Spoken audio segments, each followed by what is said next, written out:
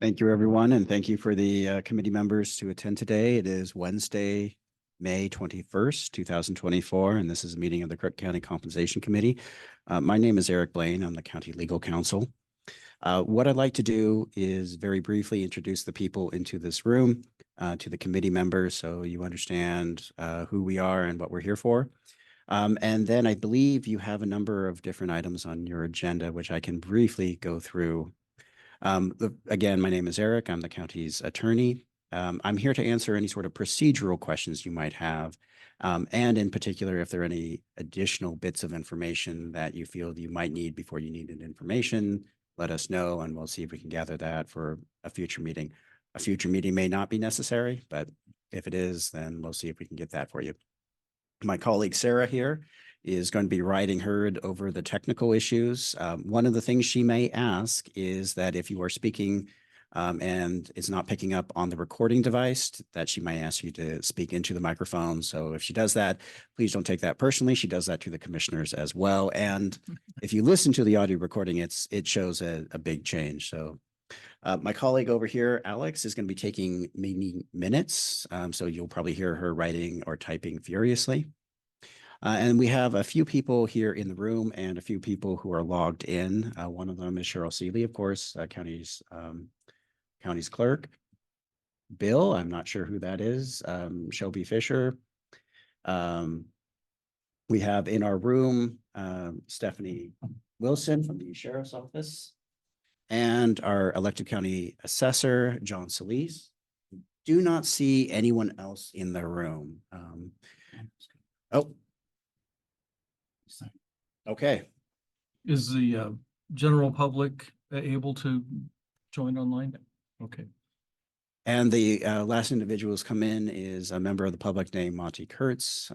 He is running for one of the elected positions, and today is election day, so kind of exciting. So with that, you have in front of you a draft agenda, and you will, as a group, have the flexibility to alter that as you see fit. Generally speaking, the first thing the committee does is elect a chair. The duties of the chair are quite modest. The chair presides at the meeting, so if there's an invitation for public comment, the chair would be the one to make that invitation. There is, I suppose, the possibility that someone in the audience becomes disruptive, and then it is the expectation that the chair first politely and then more directly ask that person to stop being disruptive. I have attended a number of these compensation committees. I don't remember the last time a member of the public has been disruptive, so I don't think that's going to happen. Otherwise, the committee chair doesn't really have any greater responsibilities than any other member. With that, the next question, I think, is whether the committee is required to or should receive public comment. You're not required to under the law.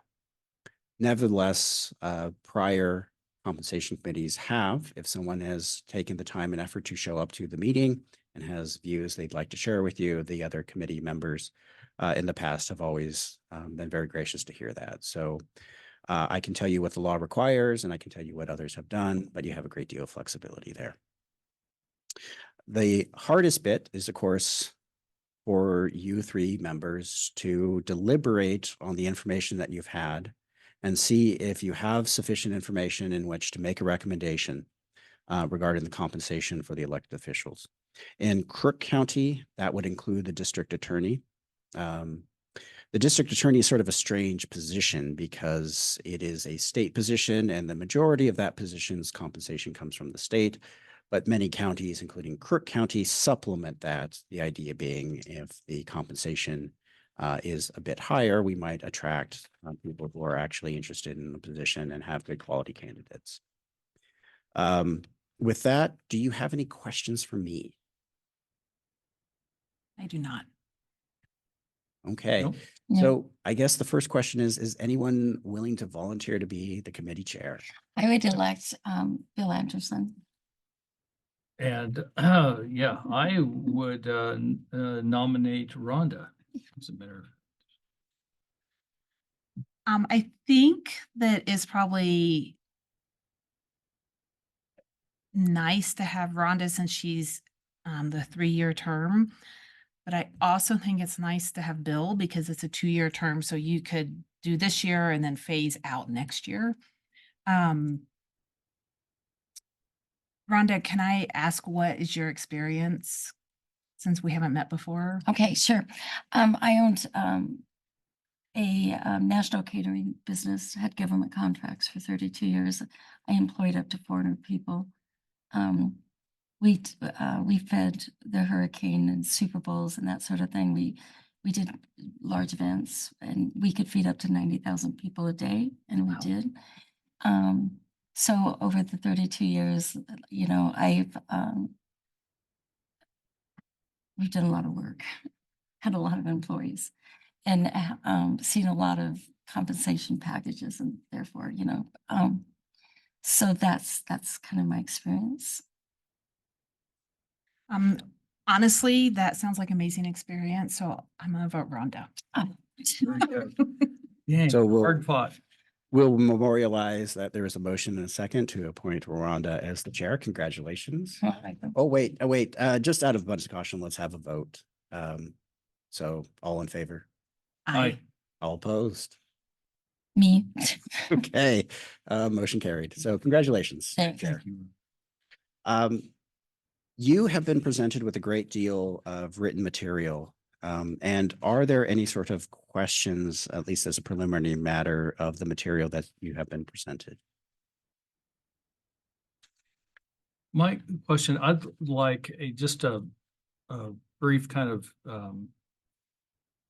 explanation of the step and grade system and how that works, or how steps work just overall within the county, because it seems as though there's an intent to normalize this elected officials' compensation consistent with what's going on in the county.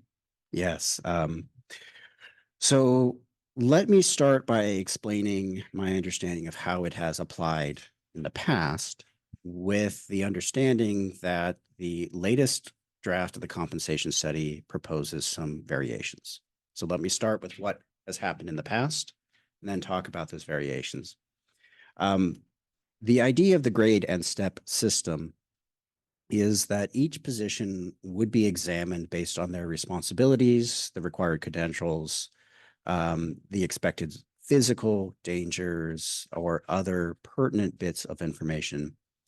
And based on that holistic analysis, positions would receive what are called grades, with the idea being that higher grades would reflect greater danger, greater responsibilities, greater necessary licensures in order to serve in that position. So just as an example, someone who was a volunteer shelver at the library, well, not a volunteer, but a paid position at the library, who worked 2 hours a week, taking books from one place and putting it on another, probably would be graded quite low. That person would not have any subordinates to whom any reports would be issued. There would be no physical danger, and probably you would not need a great many credentials. If the library director hears me say this and says I am a horse's ass, I won't take that personally, but I'm using that as an example. Compare that to, say, a position like a management position in our local sheriff's office.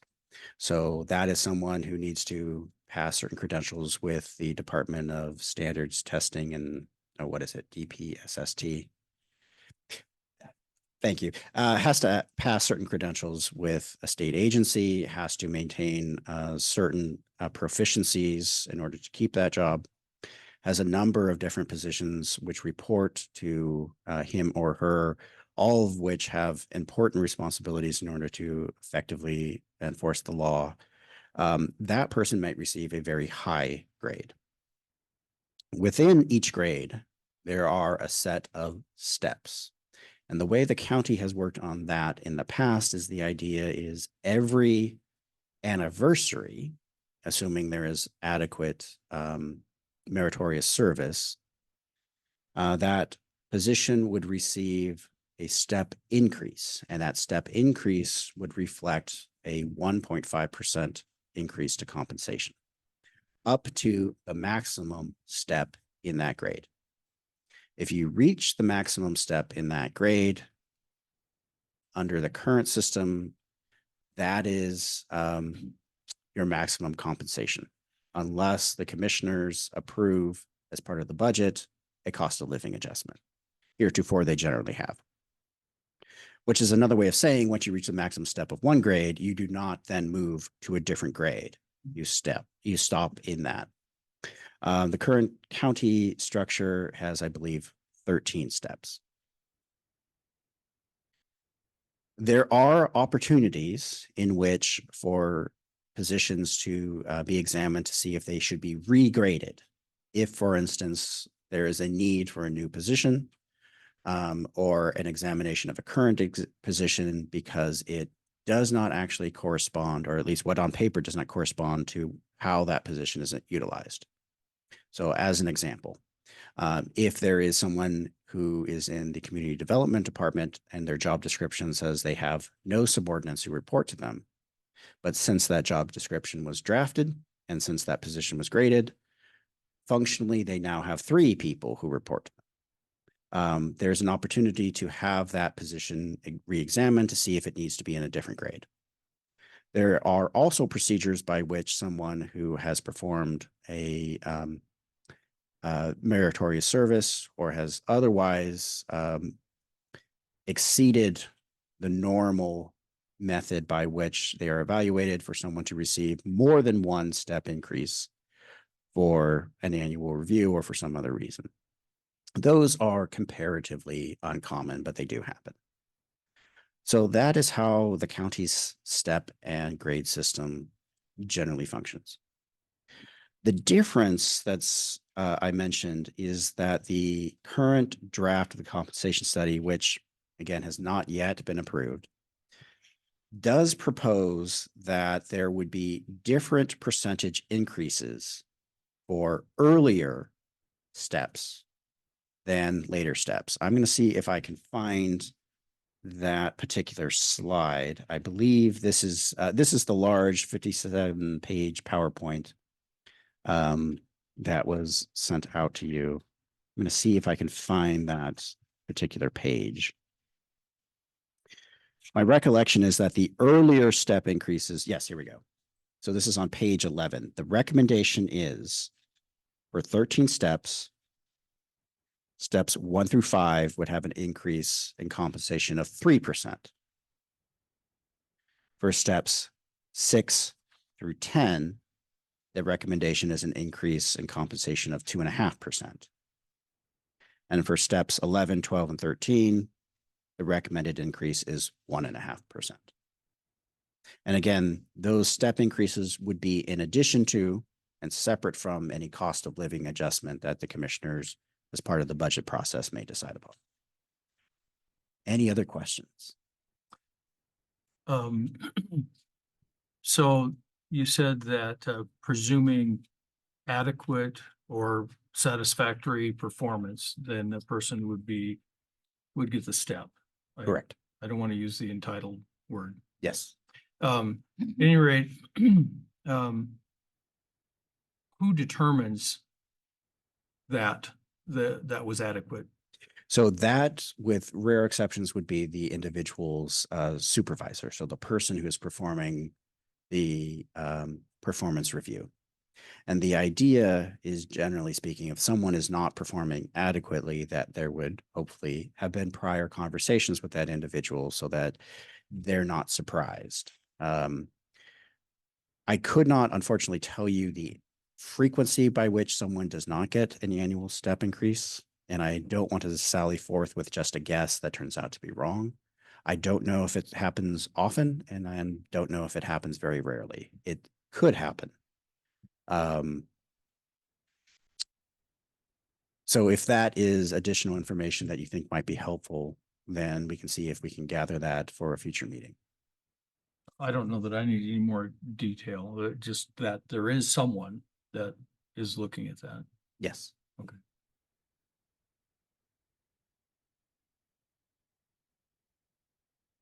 And who is that someone? So for each individual employee, it would be, generally speaking, the employee's supervisor. That's the person who would be conducting the annual performance review. And so that would be the person who would say, for whatever reason, that the performance has not been adequate. And so they're going to recommend that there not be a step increase to reflect meritorious service. There is a method by which someone who feels that the wrong decision was made can appeal that. Generally speaking, that appeal would go to the department head. And if not the department head, then the Board of Commissioners. I can't say how often there are appeals to the department heads. There are very rarely appeals to the Board of Commissioners. I can't recall one in the recent past in the last several years. And when the county administrator positions put in place, then they would be doing the department heads? For most of the department heads, yes. So of course, in Crook County, like all counties, there are elected positions, like the assessor, like the clerk. The manager does not perform performance reviews for elected positions. For the non-elected positions, the manager would be performing the performance reviews with interaction and reference to the Board of Commissioners for all non-elected department heads except my position, the county legal counsel. The county legal counsel answers to the board. And so I'm sure the board would be very interested to hear from the manager how the manager thinks the legal counsel is doing. But the manager would not be performing the performance review for that position. Okay. And the performance reviews for the county are all standardized format, correct? Ideally, we try very hard to have them standardized. There is a particular form that the county issues the Human Resources Department to the supervisors saying here is the format that we would like you to fill out.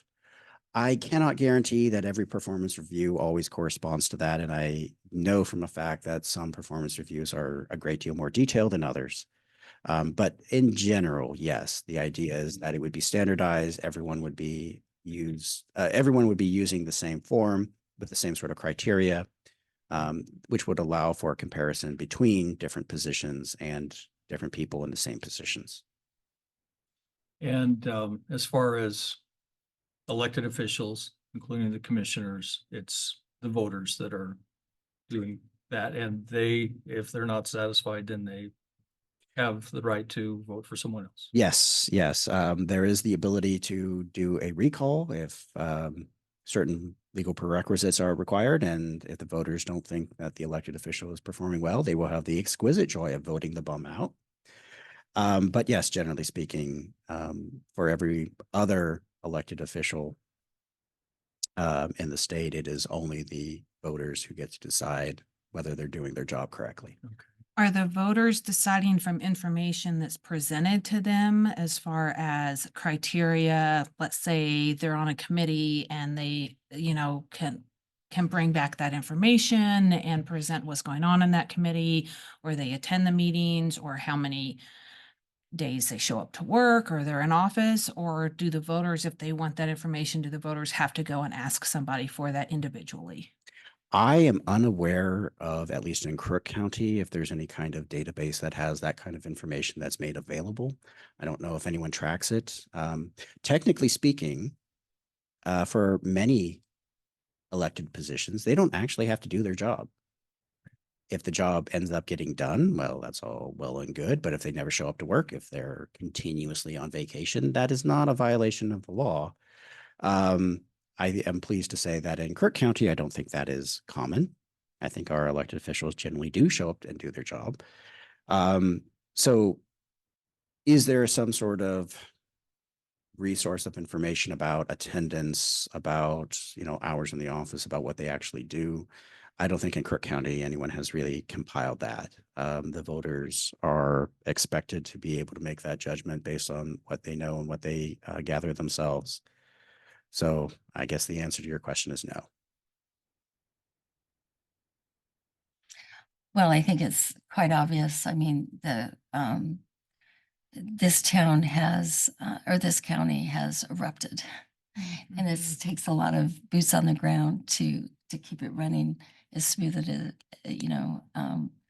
but it's tremendous amount of work, I feel, for everybody in this county, in all the departments, for as much as this county is just has increased. Yeah.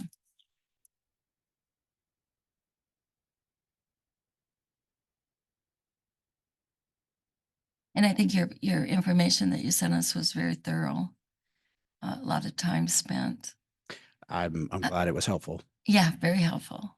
I can't imagine making a decision without everything that you provided. Thank you.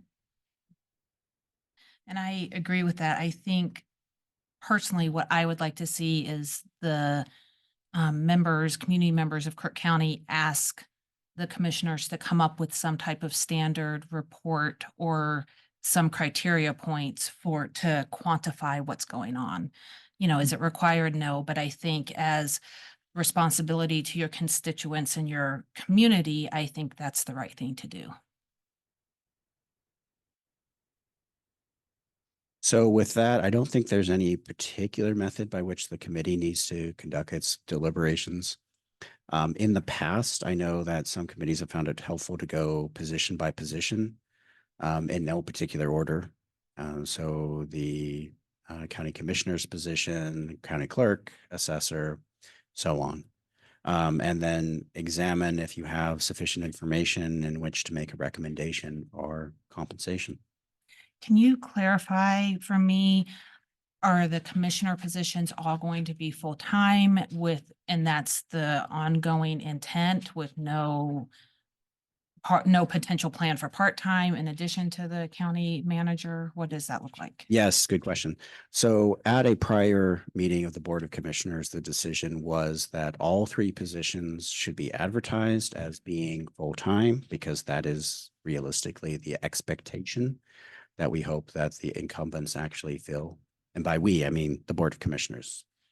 So the idea is that all three commissioner positions are co-equal. There's no greater responsibility on one position or another, except of course, currently there is a position to preside at the meetings, but that is not a onerous burden. There has been discussion about whether to have that services board chair rotate among the members so that each member would have the opportunity to preside at meetings. I don't believe that decision has yet been made. I think it's sort of contemplated, but hasn't been formalized. But right now, all three commissioner positions are co-equal. They're all supposed to be full-time. And with some very narrow exceptions for that board chair, there are no legal distinctions between one position and another. And it's my understanding from the general county employee compensation study that the goal of that is to place people in the county to put the county in the 50th, 55th percent ranking pay range for those jobs. Is that correct? That's my understanding of the goal of the compensation study too. Now, of course, I didn't write the compensation study, so I might be putting words in the author's mouth, but there is that particular page. Let me see if I can find it. And then while you're looking, Eric, and you said that has not been voted into acceptance or that has? It has not. It has been discussed at a number of meetings, but it has not yet been formally adopted. So yes, to answer your question, on page 5 of that 57-page PowerPoint, there is the proposed goal of trying to get Crook County's employee compensation rates to within the 50th to 55th percentile. So the higher the percentile, the more the position would be compensated compared to other comparable positions in other counties.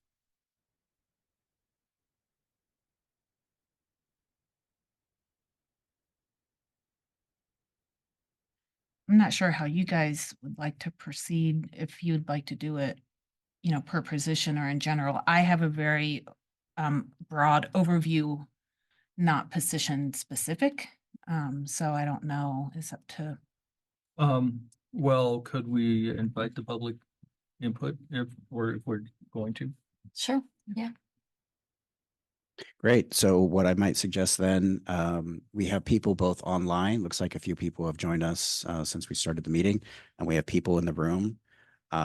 What I might suggest is first say, a show of hands in the room if they would like to make any sort of public comment, then ask people online. I suggest that because, sometimes people online and in the room may not be sure when they're being invited. So having it clear, we're going to start with one or the other and then get to the second will help them to make sure that they are able to share their views with you.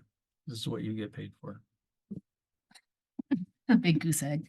What's that? A big goose egg. Yeah, let's go online. Okay. So if somebody is, we've got a hand. So if somebody would like to provide information or their views to the compensation committee, you should have the ability to raise your hand. There should be a button on your Zoom invitation. So if you could do that, that will help the committee members know who to call on. It looks like we have one, which is Bill. And Bill, it looks like you might be muted, but if you'd like to share, please let the committee members know what you think. Okay, I think I figured it out. This is Bill Elliott over at the Sheriff's Office. So, some stuff, I mean, we put a lot of work at the Sheriff's Office. We put a lot of work in talking with Vance Day on this compensation study. We also did a compensation study the year before just for the law enforcement in the community. One of the things, and to be fair, I was a thorn in Vance's side for a long time while he was working on this compensation study. And although I think that the compensation committee has a large job that they're doing, one of the things that I would like to add is that in looking at other areas and other organizations, other counties that we compared to, one of the things that I noticed that I thought was appropriate is that the 13-step scale that Vance Jacobson came out with for the county, and then which is common. I mean, maybe not 13, but it's common to have steps. But one thing that I liked, especially with Deschutes County, is that their elected officials there is no step program. If you're an elected official, this is what you get paid. And I think that that's appropriate for an elected official because no one does their evaluation. The public does the elected officials' evaluations every 4 years when they get elected. And so I think that moving in that direction would be a positive move for the county.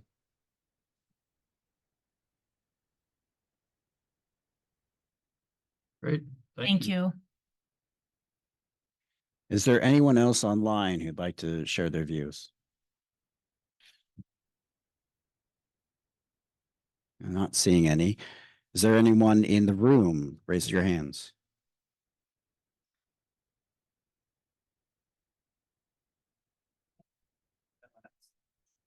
Answer any further questions. Okay. So it looks like we have two people in the room who'd like to share. I don't think there's any particular order, so whichever you'd like to invite first. Bonnie?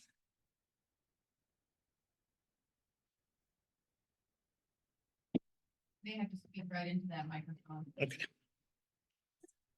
Monty Kurtz, Powell Butte. I want to thank you guys for being a part of the committee and helping the county with this task. If you've seen everything that I've seen, as far as I think you guys have a big packet that we went through, and it's a lot of good information that was put together. We currently our commissioners are pretty high up on the pay scale comparably to other counties. I've been kind of coming to court meetings and commissioner meetings for the last 3 years, and I've seen Commissioner Barney, Brummer, and now Hermrich take on more and more roles even before the role changed away from a judge. And so I would hope that if you guys make this evil or this equal amount across the board for the commissioners, that, you know, you bring everything down, and I would hope it would be effective July 1st or whatever the change point is for the fiscal year. And I know that I've seen a couple of people that said, you know, the incumbent has signed up for that, you know, 4-year role at a set amount, except for the role changed and the duties and responsibilities changed as well. And prior to that year, to that change for years, those other commissioners had taken on a lot of those responsibilities. So I do appreciate all the work that went into it. I've seen the different comp study. I think it's a pretty fair study. I think they've done a good job, and I think that, you know, considering that the requirements and demands that have come onto the workforce throughout, you know, the whole country, I think that, you know, it's kind of time to step up the game a little bit. And then, you know, we also, cost of living here is not what it used to be. So I think that makes a big impact on staff and continuity for staff to stay and then not have that turnover, which isn't another additional cost onto the county that I think taxpayers don't really want to spend. And then I think the only other thing that I think is a little bit odd is the stipends. You know, each of the commissioners, and I know that other elected officials make a stipend. It's a pretty substantial stipend, and most other counties don't do stipends. They kind of, if you have expenditures that have to go out for mileage or hotels or any of those things, they have to do what the staff has to do, which is fill out a reimbursement, turn it in, and be accountable for what you're spending. And I feel like that's a big deal. I think that in the private sector where I came from, even a lot of the executives didn't have the leeway to not turn in cost reports and reimbursements. So I think it's really important for everybody to be accountable for that. And that's all I had. Thank you very much. Thank you. Thanks, Thank Mark. you.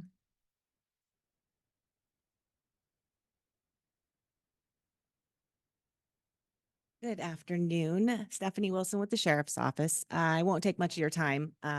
I came today because Sheriff Gottney is in the air right now going to watch his granddaughter graduate. So I am here on he and under Sheriff's behalf to answer any questions you might have specifically with the Sheriff's Office and the functioning and our sheriff, who actually is an incredibly involved sheriff.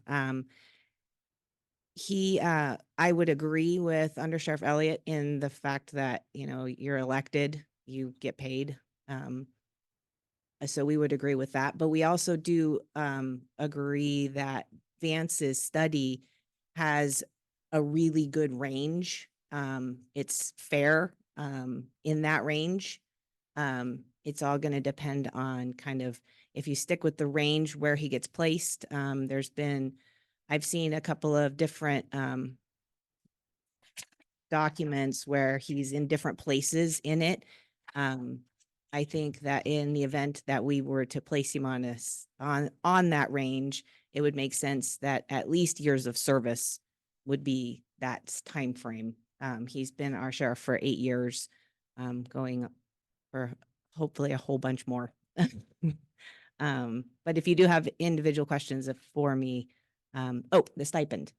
Our sheriff does get a stipend. It doesn't have anything to do with miles or food reimbursements. They added a stipend, I want to say last year, because he doesn't receive certification pay like the others in that the same range. So, but again, I'm here if you have questions. Can you speak to what certifications he's required to have that are above what a typical deputy is required to have? Well, that's the interesting thing is he doesn't have to, well, yes, he has to have management and supervision certification, you know, at a very high level, an executive leader level that he has to have.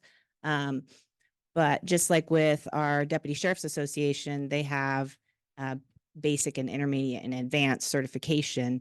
And at the intermediate and advanced, they each get an add to pay, you know, for each of those. With the sheriff being on and having been on the county schedule, he did not get those ad pays. And so he lost them, I guess, in essence. But And are the ad pays typically per hour, which is what I'm used to as a nurse, like where it's per hour worked, or is it just His is a flat fee a month that he's received. And that's equal to what our Deputy Sheriff's Association, they have an equal to amount. They don't have a percentage or an hourly or anything based off of it. And then, sorry, one more clarification question. So in the Deschutes model, they don't have a step program. So whatever is the pay or the salary when they're voted in, if their term is 4 years, does that go up over the 4 years, or is that the flat base rate and maybe cost of living? How does that work? It's a base rate, and I think annually the use of the world relook at it and make sure that it's fair. Okay, thank you. You're welcome. So for do you have an idea what other counties do relative to stipends? It's all a little bit different. So Sheriff got the stipend because he's currently on the county step increase, you know, as it goes. And so they added in the fact that he was on a 13 step and the deputy sheriffs were on a 9 step and they received cert pay. And so they negotiated in, I think it was $650 a month for an additional stipend for him due to that. In some counties, it's all lumped in and they load it in from the back end to make sure that they're taken care of. So it just depends. And so this compensation study took into account other counties and all of that. So where these steps are midpoint would be a conglomeration basically of all these different versions. Yeah, that's going to be the hard part with the steps. You know, some counties is just a lump sum, one payment. Some are steps, actually very fewer steps. So it seems like it's a spread out 13 step, whereas, most of these sheriffs and electeds are walking in earning what may look like top step year one, because they have to hit the ground running. Well, I guess that's the weakness in compensation studies, right? There are so many.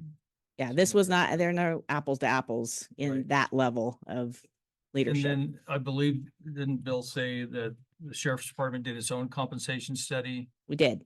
separately? And was that for internal purpose?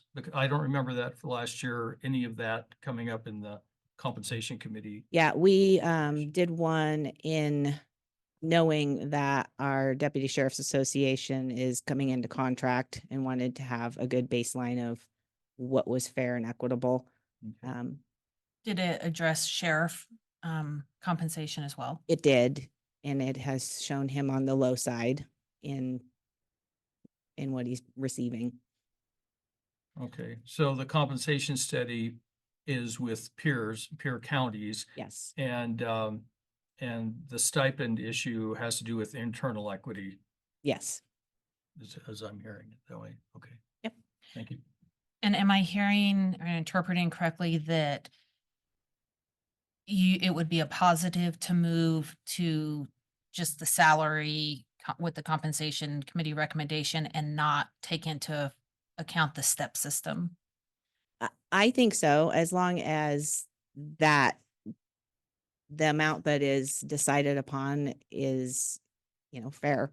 Absolutely. That's the question. I know. What's fair? You have another elected in the room. He may not like me right now, but He'll assess you on. he will. Yeah. I know. That letter will be He can coming. find me, I'm sure. Well, I would like to thank you for your service. I think it's underappreciated. My son was a highway patrol down in Arizona. Oh. And so I have high respect, high regard for you. And I appreciate that. I won't steal the valor of being anybody that's been on the road before, but I will pass it along to my Yeah. colleagues. I love taking care of them. That's kind of what I think I do. yeah, So well, there's service in that. It's my honor. Mhm. Absolutely. Thank Thank you. you. Thank you.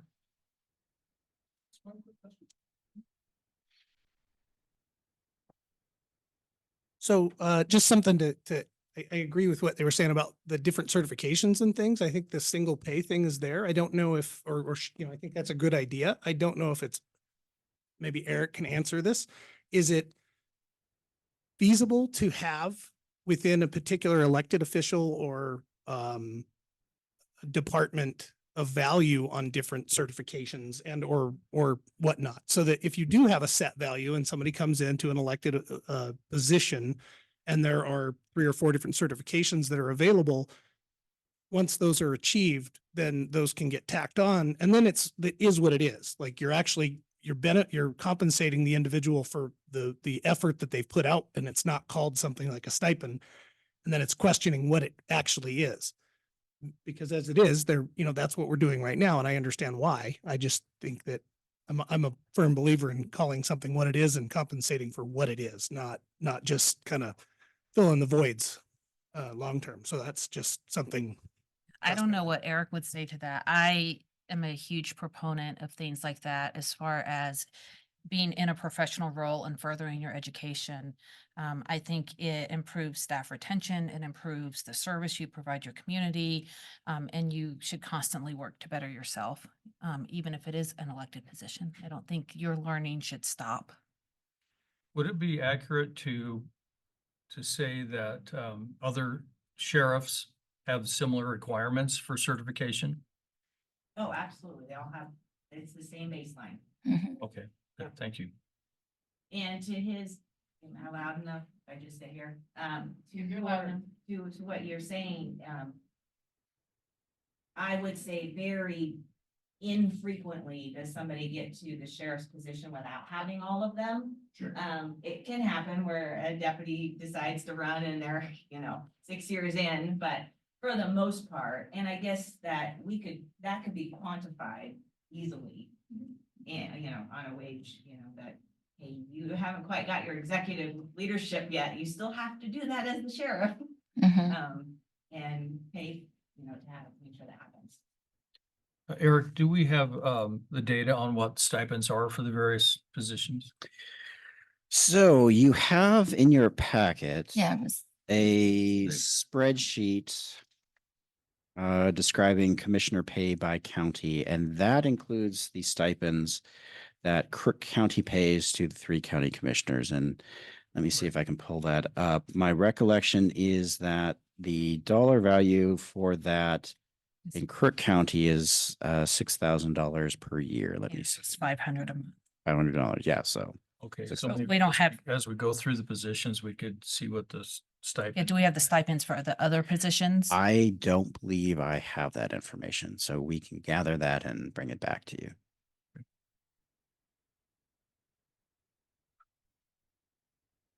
The treasurer is paid a flat stipend, so I suppose that is one exception.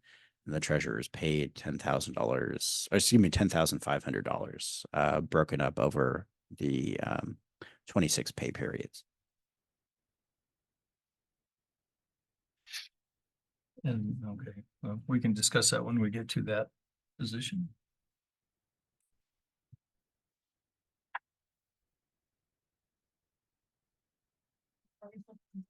Looks like.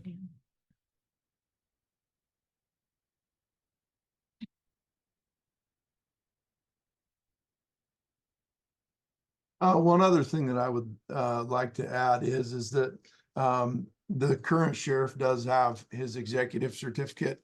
And like Stephanie was saying, the deputies have the ability to get so they go to the basic police academy and they get their basic certificate upon completion of their field training.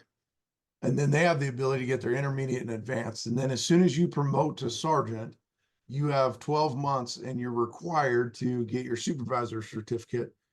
And then when you move to lieutenant, you have 12 months and required to get your middle management.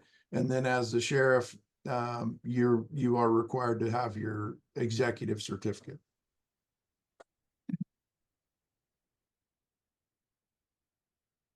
Thanks, Bill.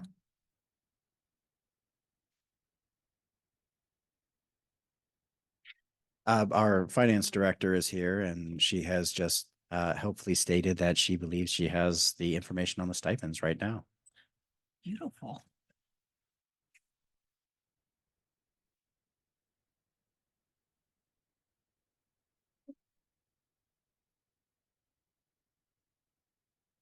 morning or afternoon compensation committee, Christina Herron, Crook County Finance Director.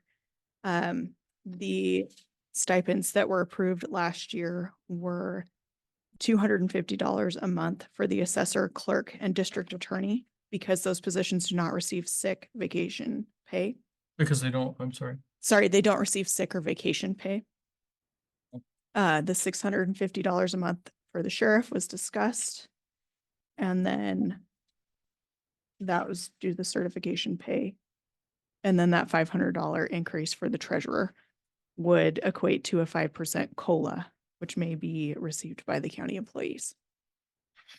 That's what was approved last year. Then per our spreadsheet, the commissioners have received $500 a month essentially.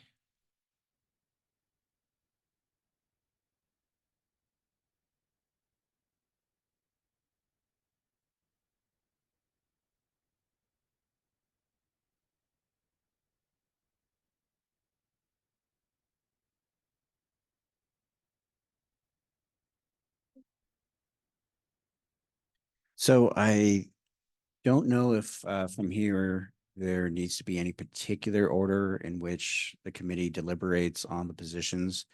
In the past, some committees have decided to just do a holistic description of what they would recommend. And in some instances, committees have decided to go each position one by one, talk about it individually, make a recommendation for that position, and then move to the next position. I don't think that there's any particularly better or worse ways to do it. It's up to you. What would you like to do? I think I would like to go through each position one by one. There seems to be more nuances with certain positions that have changed recently than I would like to discuss in a broad overview. Does that make sense? Yeah.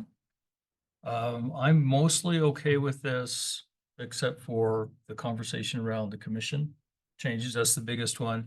And then the inordinate amount of attention we've needed to give to the treasurer position, just because it didn't fit within the report and all that very well. And by this, are you meaning the compensation study for elected officials? Right. And then speak to whether or not stipends work or not, or are appropriate or not. Agreed. Okay, so do we just go one by one? It's up to you. Yeah, I think that's what I hear. Yeah. I mean, we could just go through the rewards, the letter from May 14th, which started with the district attorney. Just go down that. So, yeah, so my first question would be, do we accept the idea that these are elected positions? They're different than employees of the county, and that these people, thankfully, voluntarily put themselves forward, right, for election, and do this, and they, generally know what the pay is going to be, and that's the way it is. And the only people that can evaluate them are voters. right, And so the voters don't really have the opportunity to have an informed decision about whether or not you did meritorious service or less than or whatever. And the real thing is whether you get reelected or put into place. So toward that end, I would say, do we accept like the midpoint across the board for elected officials? And while I say that, I also feel like, I guess I have other questions around the district attorney about how that really works, being paid from the state and then supplemented, and how that relates to this midpoint compensation. Is that the midpoint of a supplement? Or is that total compensation?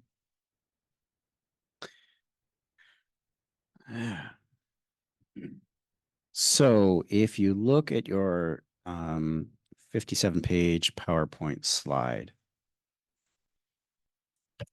on page 47,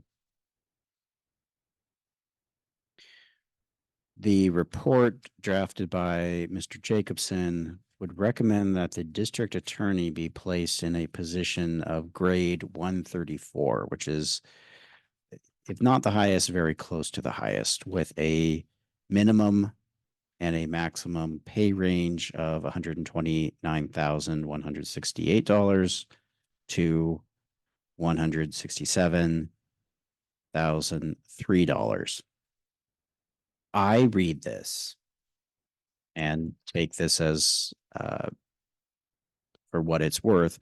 I read that recommendation as taking the state's pay and adding to it the county's supplement. So Mr. Jacobson's recommendation would be that those two revenue sources combined should fall within that range. So that compensation range then financially would be funded through state and county funds. Combination. Correct. And the majority of those funds would come from the state. And are they still not earning any sick or vacation time? As elected officials, I don't believe they are eligible for sick or vacation time. They're also exempt, right? Employees effectively. And so besides being exempt from human rights, they are exempt from having to plug in, right? Right. Hourly. Clock in and. That's interesting. So I came in here thinking it should definitely be a midpoint for elected officials because they know, what they're getting into. On the other hand, similar to employees that we are competing for with other counties for that, someone that says, you know what, I'd like to be the district attorney, but if I go to Crook County, the best I can get evaluated or paid for is middle of the road. Mhm. And Don't we want better? do we want better? Yeah. We want better. And And that's exactly how I feel is we need to attract the best. And with the middle of the road, we are not attracting the best. And I agree with that. Here's where I stick with that. The county, as it stands right now, the county leadership, including the commissioners, have said the goal for the county employees is 50 to 55%. So as leaders, I don't feel like they should be asking for more than 50 to 55%. Then if I'm a leader, if I'm a manager, I'm not going to ask to be in the 90th percentile and then have my employees be in the 50th percentile. Like, I agree. I think we need, the 50th percentile is not great. 55th isn't great. And it's hard to recruit to Crook County, but the senior county leadership is saying that that's good enough for the county employees. And so I have a sticking point with that because I don't think it's equitable to say, I'm an elected official. I don't have to have any credentials. I don't have to have any previous experience. I'm just going to do this for the good of my heart, but I want to get paid. Well, I think they do have to, I think they do have to have the certain credentials like the sheriff and stuff. The DA does, but not all the elected roles. Yeah. Yeah. But that's really up to the voters to decide because they're elected. And that's really the it's up to the public to do a little vetting on those people that they're voting for too. So, but there's all sorts of credentials that these folks have that some are required and some aren't. And I just think it needs to be said that, if we're talking midpoint, which I totally agree with, midpoint, I do see the value in having amazing district attorneys, right? And being able to recruit district attorneys, and to have really great sheriff, like that's really important to the community. But the message that the county leadership has been sending to the county employees is that we can be at 50 to 55% and be okay. And And that's what we can afford. Right. Yeah. So then the other question is, are we in agreement that it is a fixed position as opposed to step and grade? Well, yeah, and that's a good point, is the step and grade. You asked the question for clarification on the step and grade, and we didn't get that until today. And so that kind of, in my mind, changes things a little bit, because we didn't get clarification, unless I missed that email. Did we, I mean, did you guys? I see haven't seen clarification? a step and It's grade what we for have the presentation elected. material. Right.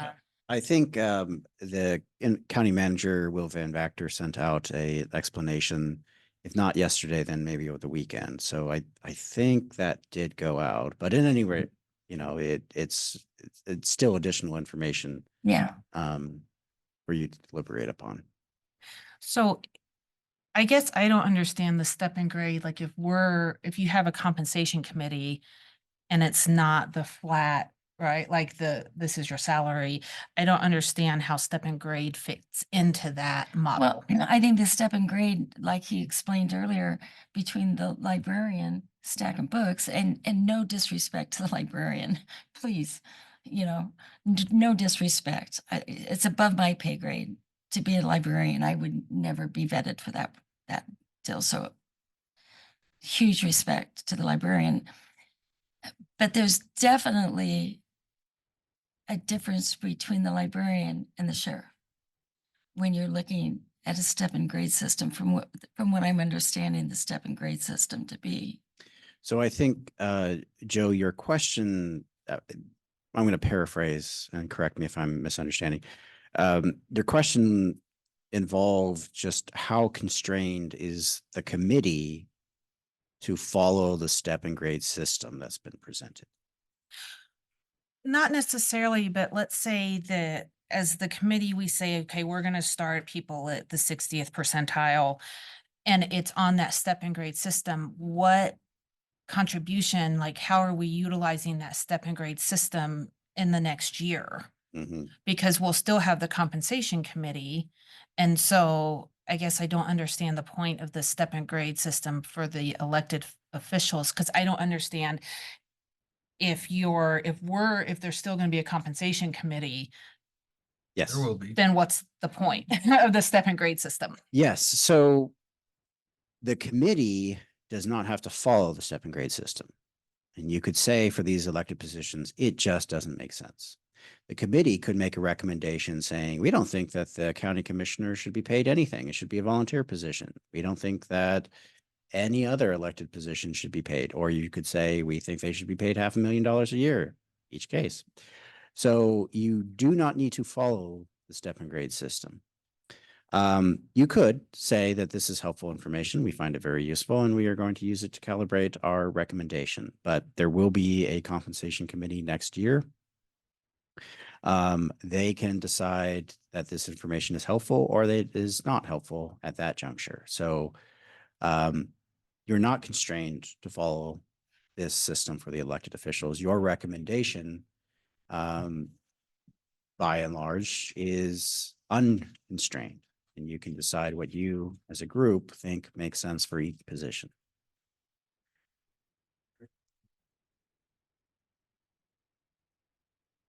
I'm not running. It's, you can decide whether. I'm sorry, what? Chairman, can I share something? Yes, I'm sorry, I couldn't hear you. So I'm John, I'm your county assessor, so I'm just thinking about the reflection of what I've seen over the last couple of years, when I got elected in 2018, and I've been to these meetings every year since then, except for the COVID one, which is done online, but, so back in that time frame, though, 18, 19, I was the only one in the room, by the way. But mainly I'm just there to listen. I think it's great that everybody shares what they want to share on their heart, so nothing, it's like, hey, this should be a free place to speak. But anyways, what I've seen is, like Eric's trying to explain, is do you want to go with what the increases that the rest of the employees are basically getting? you know, like a cost of living, let's say is 3% or 5%. And I've seen the committee go, yep, should be the same as all the rest of the employees. Or deliberate and go, no, they shouldn't, maybe not at all. Or maybe they should be a percent higher. Like if everybody's getting 5, maybe they should be 6. So for the most part, I've seen it just be the equal thing of the staff, the rest of the county employees, you know. Now we have our compensation study, which is obviously trying to bring everybody up to some more percentile levels, you know, as we're aware of. And I think, to me, I see a goal that would be, okay, when we get in that range, then next year it could be we're there, cost of living, same as everybody else. There you go. End of story, we're done. So that's kind of in a nutshell what I've kind of seen over the last couple of years. More input for you there. Thanks. Thank you. And Madam Chair, it may be that the Zoom program has a chat. It does. And it was just Cheryl letting us know previously that she had to step away, but she is back now. It's a busy day for her, but she is rolling along with that if she can.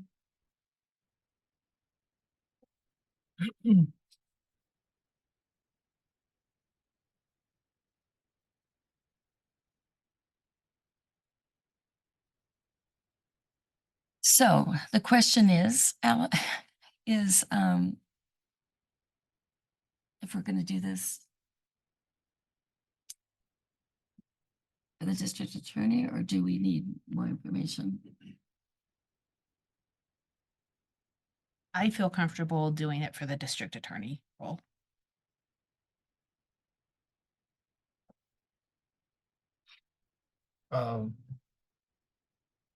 Okay, so maybe just throw it out, excluding the conversation about the commissioners and the treasurer position. It would be nice to get them to the 55% percentile.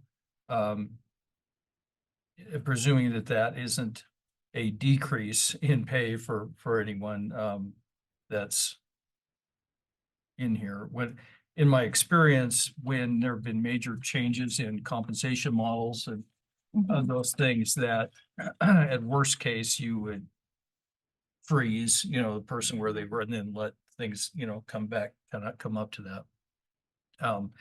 But if the goal is to get things to 55%, and there's a reason for that, and that is our competitiveness with the other counties, all of that, then, and I think that's a little more generous than this midpoint, right? That would, and appeared as though he was pretty much suggesting midpoint across the board as well. I agree with that. I'm comfortable with that. And that also speaks to some equity and not going way out of whack with the rest of the organization. Yeah. And then I think the other question would be, as far as the stipends for the district attorney and the sheriff, do we leave those as is, or do we, what do we recommend for those? I would recommend that they have a stipend, definitely. And whether we increase this, I guess I would recommend increasing the stipend. Quite frankly, I mean, that's my opinion. As far as the stipends are concerned, I think I would be comfortable with maintaining them as they are, but request that we get, certainly the committee for next year gets detail on what the stipends are and what the arguments for the special, because it appears, you know, whether it's certifications or other, you know, things that are out there, it's hard to make a decision not knowing what was there. I think that's typical with a stipend, though, is it's not recorded. Not like, you know, the expenses and that sort of thing. No, I'm indicating the logic of what the stipend is and why it's there. And like the whole conversation around this 10th F.1 FTE for the treasurer is, and that's considered a stipend. And maybe we can get to that, but if we increase it, I don't know what or why. Yeah, Would, yeah, the information kind of comparative to statewide would be nice. Because we've got the information for the commissioner's role, but we don't have, you know, comparative stipend information for. I don't think overall. there's comparisons out there from what I understand. Well, so on the other side, the midpoint being based on the compensation study is taking in the comparables. And it, you know, and to what extent would stipends and that type of compensation be included in that in those percentile, in that Mhm. midpoint? Yeah, I can't speak for Mr. Jacobson who drafted the compensation study. I would like to hope that the recommendation would build in all revenue sources. Right. But I cannot say, based on my recollection of having read the 54-page report, one way or the other. So I Right. better not hazard a guess and then turn out to be wrong. Right. So a hope and a guess for me makes it hard to eliminate it Mhm. or to change or it. to increase it. Yeah. Mhm. Well, I definitely wouldn't vote to eliminate it. Yeah. I like going to the 55%, leaving the stipends as are for this year, knowing that next year that needs to be more information and, you know, maybe a point of discussion as to what does that look like. Another alternative to that could be another meeting for this committee, giving the county some amount of time to pull together the information if that's possible. Yeah, certainly. If you decide today that you don't have sufficient information to make a decision on all the positions or any of the individual positions, you do have the option of saying we need to gather more information and reconvene. What kind of time restraint do we have to make a decision? Yeah, the recommendation needs to go to the Board of Commissioners, ideally before the end of the fiscal year. The end of the fiscal year for the county is June 30. So what is that? 6 weeks. So I might recommend if you do want to convene, it would be sometime within the next 10, maybe 7 calendar days. That hopefully will be enough time to gather the information, send out the public notice so that the public is apprised, and give you enough time to sort of ruminate on the additional information that's been provided. Did you have something to say? I just had one question. I hear what you're saying about the 55%. My fear is do you have their current pay scales or what the sheriff earns right now and the DA is earning right now and Yes. right in front of you so that doesn't deflate? The question would Yes, be yeah. whether or not it includes a stipend. Got it. Yeah.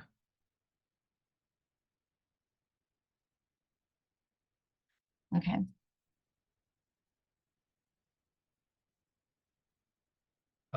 So I guess would it make sense? I mean, it's attractive to be able to complete our work in one meeting, Mhm. but I guess the choice would be, do we go as we were discussing and not adjust those because we don't have the information, or can we get back together enough and have another meeting with that information to make the decision? Yeah, I'm agreeable to either, you know, to have another meeting. I'm agreeable to have another meeting. I am cautious with asking for more information at this juncture with the workload that county employees currently have on them. Exactly. Because especially at the end of the fiscal year, plus the employee compensation study possibly coming to fruition, there is a lot going on right now for those departments. So that's a concern for me. Yeah, that's a consideration. And we're not talking about a big chunk of money Right, here.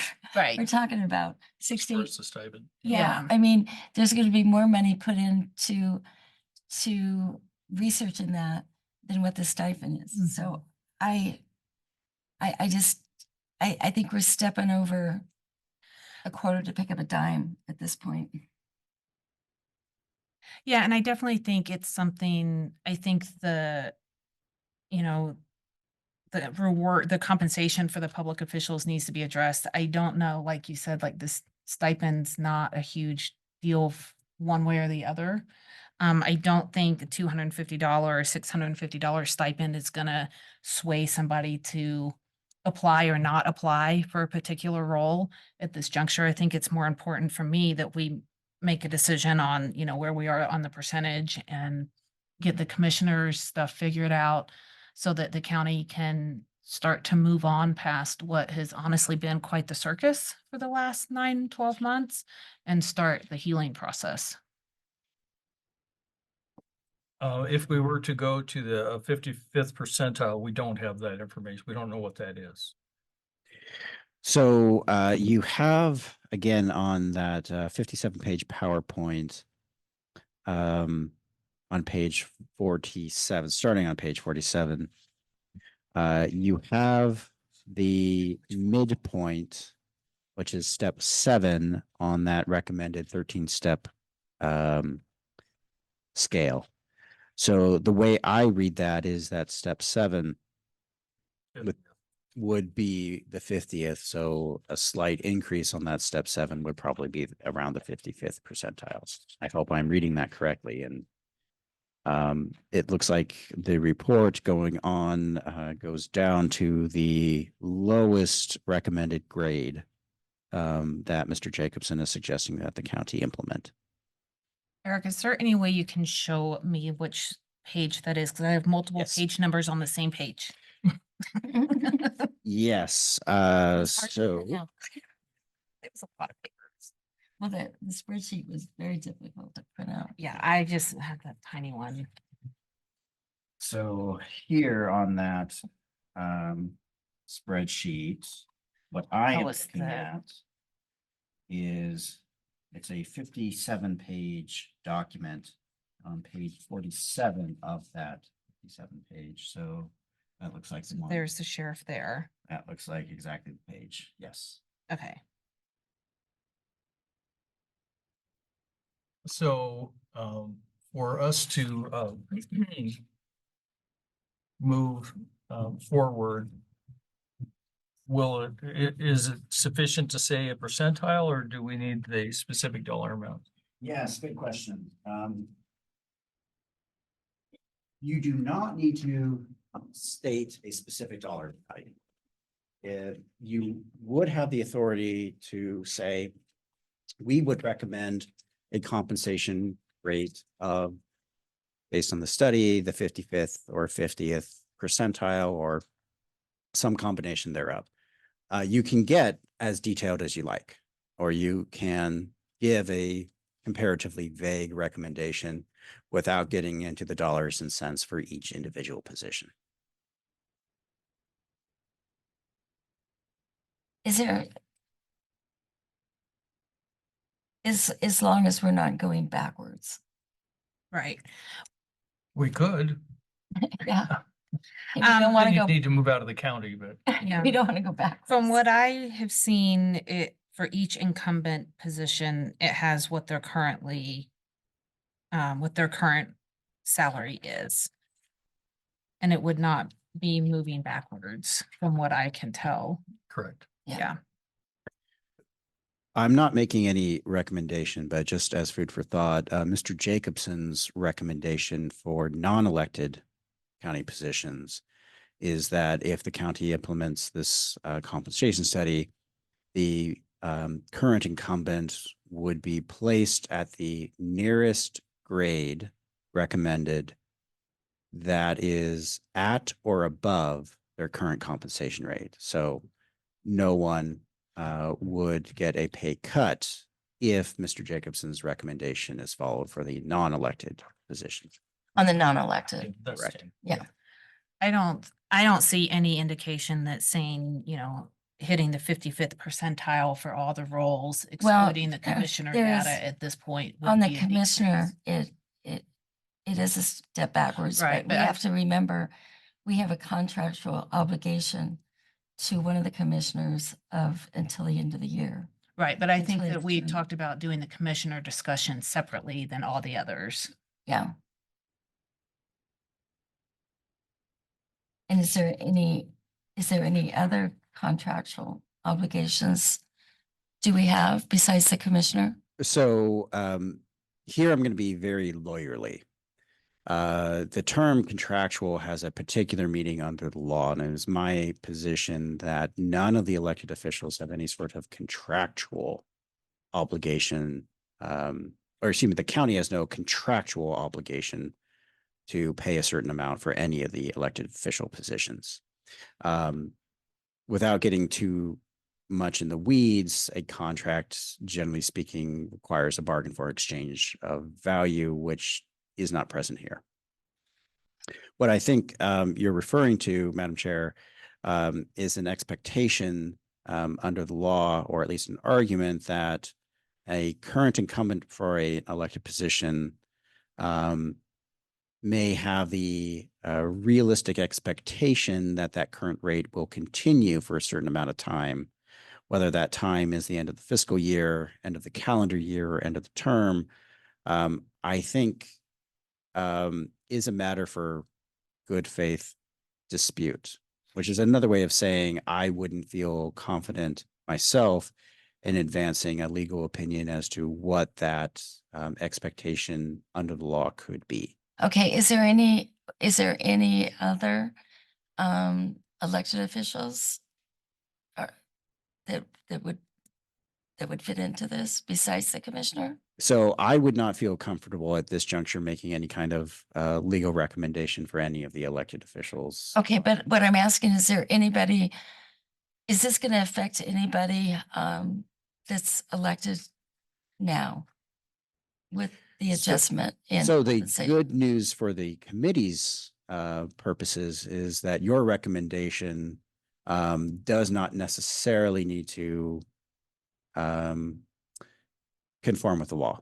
Put another way, if you make a recommendation saying, we think no elected official should be paid anything at all, should all be volunteers, Then it would be done for the day. that would be Yeah. all that the committee would be required to do. It would be the responsibility of the commissioners then to make sure that when they adopt the budget, they have to follow the law. So Which is the case anyway, right? Regardless of our it's a recommendation. it's a recommendation, right? Commissioners still have the latitude to.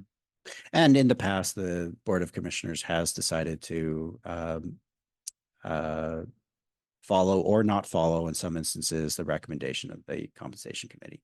Yeah, So- but based on this information, it doesn't look like any of the other elected officials would face the same situation that Okay. the commission does. So, can we discuss can we finish everybody except the commissioners And the treasurer. and the treasurer and then go down that, take care of the elephant in the room? After that, That'd be I mean, what great. do you think, Madam Chair? Yeah, I didn't know there was an elephant in the room. Okay, sure, yeah.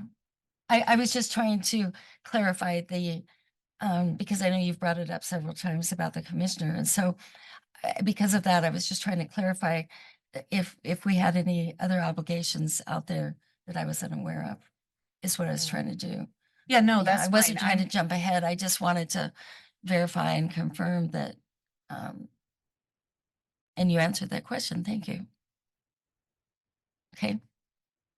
So it sounds like we're generally in agreement with targeting a 55th percentile for all of the positions for district attorney, sheriff, assessor, clerk, and clerk. And then leaving the stipends as is that correct? Mhm. Does anybody object to that? I'm asking. I don't have what the fifth percentile is, guys. It's the documents, so I also know that Vance Jacobson wrote a document specific to electeds and what he said was his recommendation. Yeah, that's the So that's what we document have. we have. So I Yeah. have this, Mhm. each one's, okay. Mhm. Then- Yeah. Okay, Then- so if we're kind of settled on that? Mhm. Yeah. Great. So how do you, can we just knock, I know I'm being like, OCD on this treasurer thing, right? It is Yeah. a tenth of an FTE after all.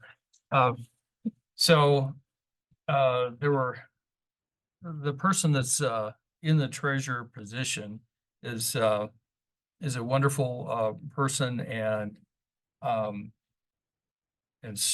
public servant, and he basically is a compensation, I was on the compensation committee last year. And he's saying, I do very little. And so this, this just a piece of a stipend is more than fair. He actually argued against the COLA for himself, as I recall, last year. And I made the point that I appreciate that he's employed and he's can do that, but that we need to pay the position regardless of who's in it in a fair manner. Is how we did that. So when we got this document from the consultant, and he said his recommendation would be to set a salary range and have that there, and then simply take that 0.1 and apply it to the midpoint of the salary range, except that we didn't get a salary range for that position. And that's kind of what my questions had been like, where do we go? So I don't know if that stipend that he is paid, you reverse that and multiply it by 10, gets you up to it's about a range number 127. If you were a full-time, fully engaged treasurer, doing that job. Mhm. And that kind of seems like it was in that range and could be appropriate. But we just needed to clarify. It would be nice if we had been given a range level for that position, presuming a full-time treasurer, but we didn't get that. Yes, one of the complicating factors with that position in particular is that there is such a vast range of different obligations each county imposes on their treasurer. So it's a bit long in the tooth, but that 2019 survey from the Association of Oregon Counties shows just some of the vast range of compensation. Columbia County pays their treasurer nothing, Right. at least back then. Baker County paid their treasurer $72,000 and change. So in defense of Mr. Jacobson, I think part of his part of what he had to struggle with is that it's very hard to find comparables, although the position of the treasurer exists in all 36 counties. They are just very different roles. So if you looked at the treasurer as a full-time position, you've done the numbers on the scale, you said it would be about 127. Well, the grade is 127 level. It's not a dollar amount. It's- So okay. where you're, yeah. Yeah. So midpoint, Yeah, is this 102, 752. 752? Mhm. If you did that and you took a tenth of that, then it's around that number. I don't know. We also didn't get the current, well, of course, we didn't get stipends. What this current stipend is for treasurer. So the current stipend for the treasurer position is $10,500, which is broken up, as I understand it, into the county's 26 pay periods. Okay. So So not see, that's $10,000 That's every pay yeah. period, but just $10,500 divided by 26. Okay. So it is very close. Do we consider increasing it based on cost of living? Well, I think that may be a separate conversation, but in addition to everything that we're doing, I would suggest that when a COLA is applied for the rest of the organization, that similar COLA is applied across the board. Mhm. Mhm.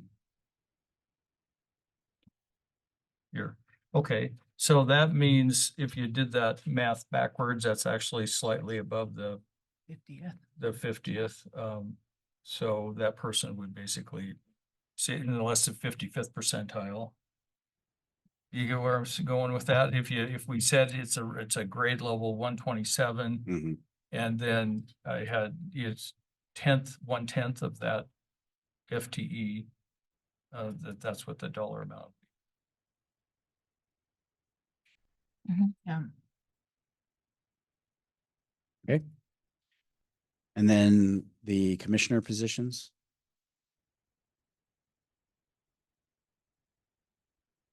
I would like to see, based on the change from 2 part-time to 3 full-time with the rotating share, I would like to see them stay around the 55th percentile as well. I feel like that's what's equitable, not only to the county, but also to the county employees. What is that figure? Midpoint, If it were midpoint, yeah. it would be here. Yeah.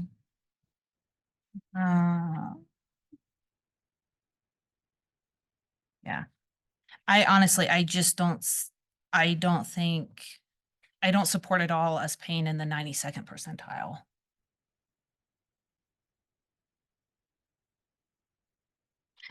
Well, I think they have, I don't know, in my opinion, I think they have a very big job. It's a very big county. It's a fast-growing county. And I don't think there's one department in this county that's probably not at its limits of what they're producing. I don't think anybody intended forecasted this county to grow as fast as it has grown. And I for one am very proud of living in Crook County. I'm new to Crook County. And I think some of the attraction of moving to Crook County is what the people before has had the vision and how they ran this county. I know they have a bigger budget coming down the hill, and they have a fiduciary commitment, responsibility of overseeing this county. So I personally think that the commissioners, I think the county and the taxpayers got a real deal from the part-time commissioners, and they were overworked. I think the commissioners put in their time. I'm glad to see that there's 3 full-time positions now. I for one, am very proud of this county and how it's ran.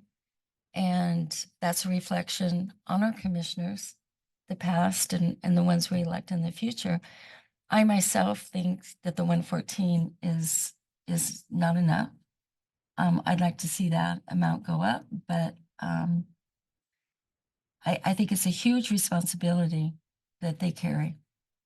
And they have a lot of governing to do in this county. And I, for one, would like to see that go up. I think they deserve the stipend and anything that they've already been getting. I don't want to see any of that go away. And if anything, I'd like to see maybe that increased. I mean, if the treasurer's getting 10,000 and the county conditioner or county commissioners are only getting 6, that doesn't really make any sense to me. Well, it's $10,000 a year, and that's all that they Right, get. but the commissioners are only getting 6 and some change. For the stipend. Yeah, right. So that doesn't make any sense to me. Why? And if the treasurer's saying he doesn't do much work, why is he getting a stipend then? You know? Right. I mean, He and still has and responsibility. I see the county commissioners, I mean, every place I go, they're there working, you know, and their jobs aren't done always at a desk, and a lot of their jobs are in the field attracting new businesses to our area, and that's not done behind the desk. And that's not done on the phone. That's done by being in the trenches and visiting with people and attracting new businesses and such here. So I guess I don't feel that the 114 reflects the responsibility we're giving our commissioners, quite frankly. Do you have an idea of what would make sense? Well, you know, when I looked at this, the comparison, it's hard to compare the other counties because they're not growing as fast as this county is, and the workload on our county and how attractive our county is. The reason our county is so attractive to people moving here is the commissioners present and the commissioners in the past have done a great job keeping this county great. And looking at some of the other pay scales, I would think that our commissioners, because they're governing this county, would deserve more. What? I don't know, but I'd like to see it go up. Because we want to attract good people to run. I know I wouldn't want to run for that position because it requires a lot of work. So that's my opinion. Yeah. And And I love living in this county, and I can't take credit for how well this county's ran. I just like living here. I mean, but everybody that we have elected, everybody that works for the county deserves a kudos. And money is not the number one thing when people take a job or an elected position. It's appreciation is the number one thing. Appreciation is why people, you can retain people if you appreciate them. And give them kudos and acknowledge that they're doing a good job. It's really not about the money. The money is a nice bonus for them, but that is not the number one reason people are retained in a position. But when we start, you know, I know Bend is a lot bigger, and I know that they have a lot. Their budget is bigger, and of course, their population is bigger in Deschutes County. But there's a lot of work that is being done in this county that's seen and that's not seen. And I would just like to appreciate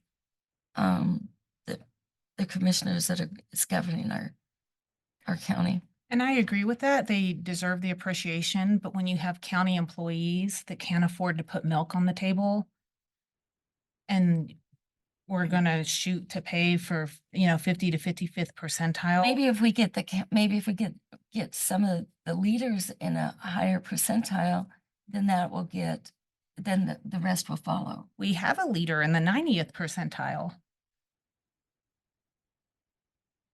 Currently.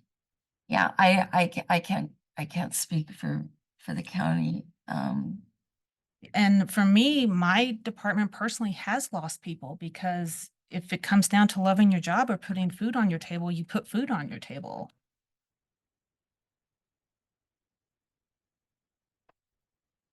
So for me, I feel strongly about sticking with the 55th percentile to keep it equitable. We have the county manager position, which is taking some of that taking the day-to-day workload off of the commissioners so they can be out there recruiting and doing the things that commissioners are doing and be more policy-based. And we have 2 additional, we're essentially adding another full-time position with making them all full-time. There's a lot of hours that are put into that position. Bill, how do you feel about it? So I agree with the sentiments 100% on all around that, and have really I've talked to a few different people about this and their perspectives, and so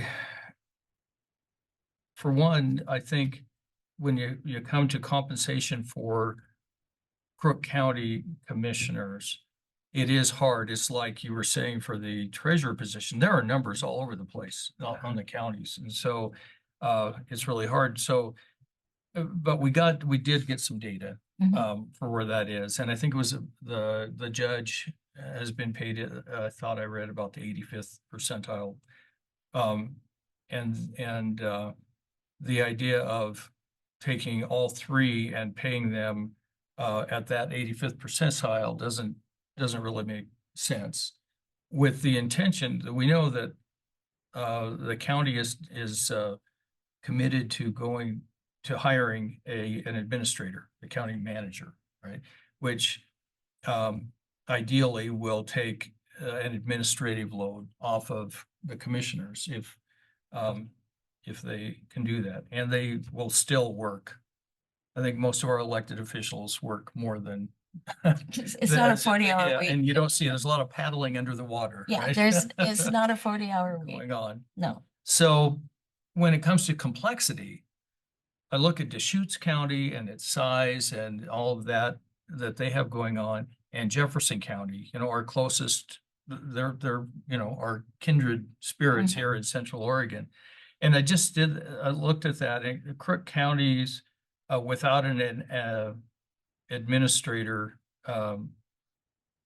average is $133,000 a year.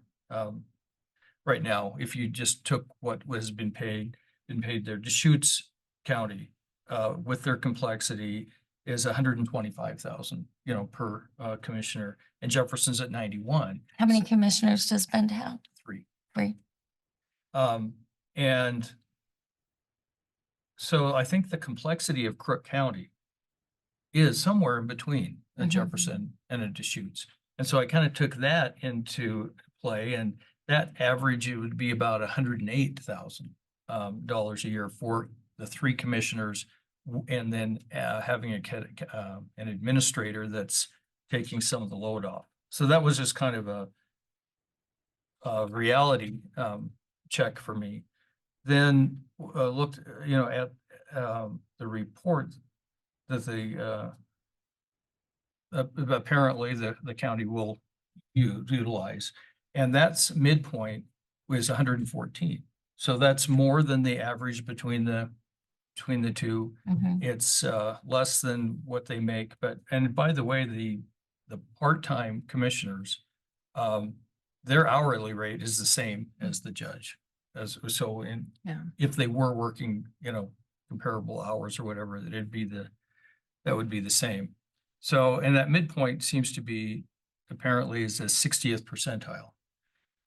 And for me, all of the positions, they were increases to get to the midpoint into that 55.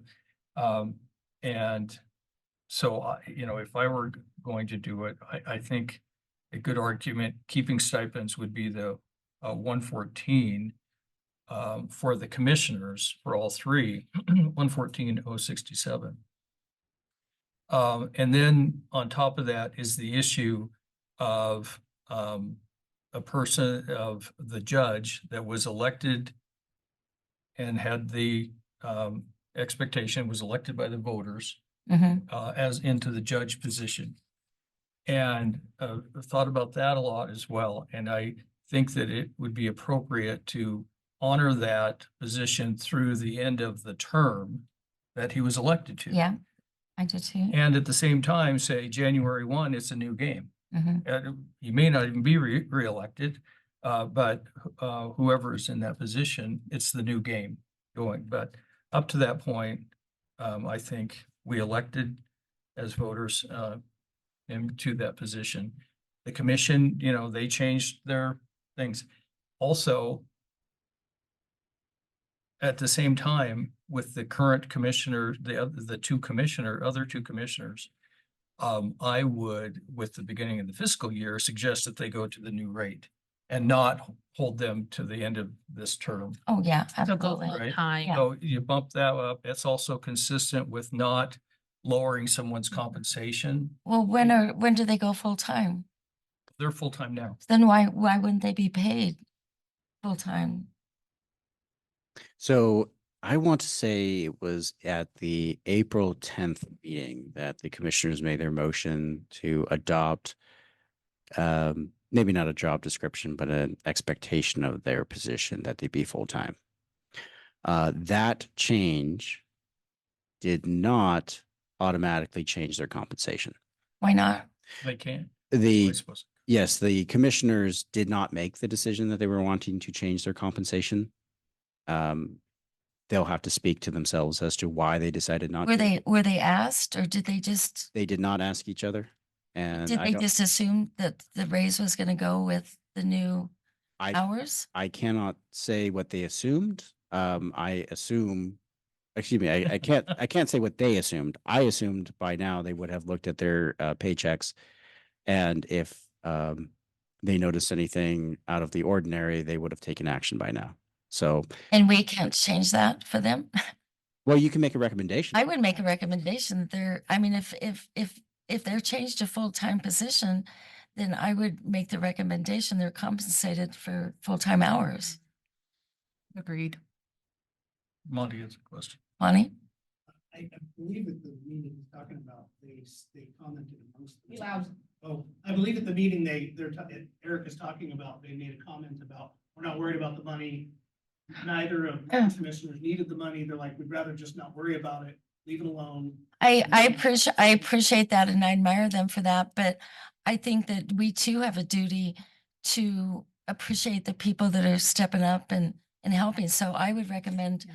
that they get paid as a full-time position. I think that's only fair.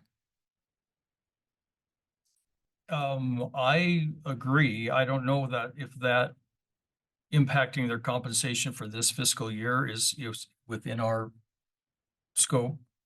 Like you said, we can recommend anything we want. Right, yes. I know in the past, the prior compensation committees have focused their attention on recommendations for the future fiscal year, not the current fiscal year. But I think this was abnormal. This probably hasn't happened in the past, that they voted in part-time positions to a full-time position in the past. So we really can't compare what's happened in the past and what's happening now because it didn't happen. Well, and are we talking fiscal year being July 1? Yes. Yeah. Okay. I So- just think it's a respectful thing to do. I'm just So you would recommending that. retro back to I when would. they started.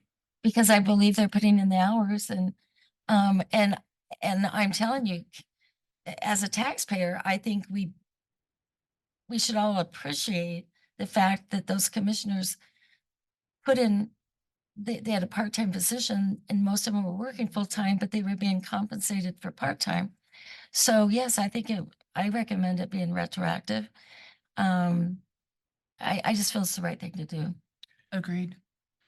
And then one last thing that's been on my mind regarding compensation for the former judge position is that transition, and I asked you about this in the budget committee, is in process. There are still some specific motions and other work that needs to be done, some of substance and some just in nomenclature, I believe is what my question was. Yes, so under the county's existing ordinances and its employee handbook, there are very few instances where the county judge position had any other authority beyond what a county commissioner had. As an example, and I think I used this in the budget committee, under our employee handbook, it's the county judge that would decide if there's inclement weather such that would warrant closing or closing the county offices early. Those number of differences between the county judge position and the commissioner's positions are quite few and they're quite modest. We have not yet had the opportunity to update those ordinances to reflect the fact that the county court decided to become a county board of commissioners and that the office of county judge no longer exists. It is in the process right now. So I don't anticipate that those changes will have a great deal of legal impact.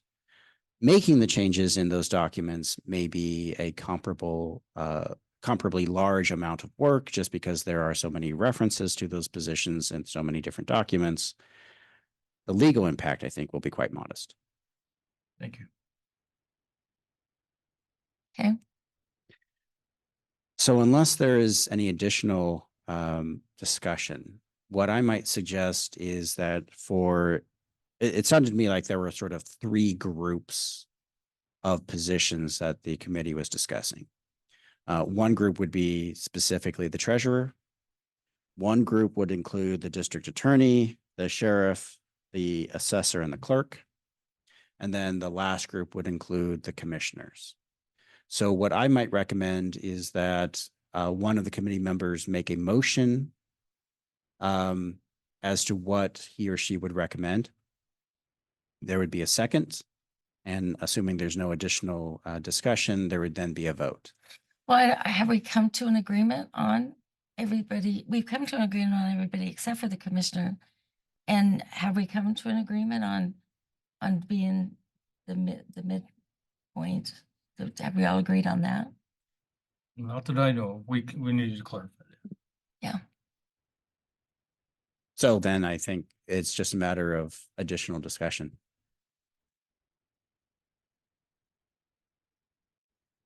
I don't have anything else to add. I'm comfortable with the midpoint. And Bill, you said that was what, about 60th percentile?